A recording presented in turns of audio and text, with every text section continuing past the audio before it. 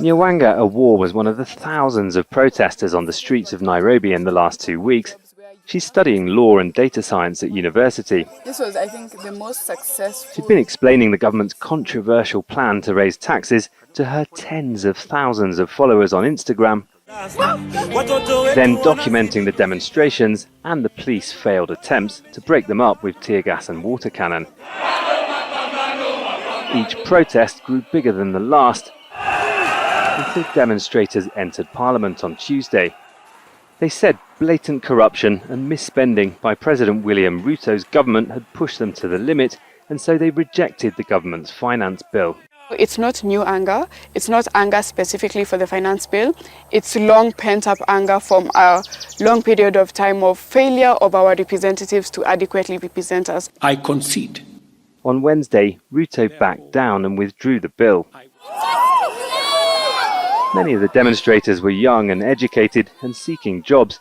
Many said they're worried about their futures. Kenya's economy has grown significantly in recent decades, on and off. The middle class has grown too. But not all communities have benefited as much from economic growth, and the plan to raise taxes, even on essentials such as cooking oil and bread, didn't go unnoticed by people living here. Kibera, Nairobi's largest slum, home to nearly 1 million people, most of whom live on less than $2 a day. Salim Juma and his friends run a community project here. They're all in their mid-20s. They say in recent weeks they've learned about the government's annual finance bill for the first time in their lives from social media content. We are peaceful. And so they also took to the streets. We asked them what's different about this movement. We do not look at the tribe. For us, we look at the one aim, one goal. The one goal is that to ensure that the government rejects the finance bill, and then we ensure that the government resigns, so that we can bring new leaders on board who can take care of us.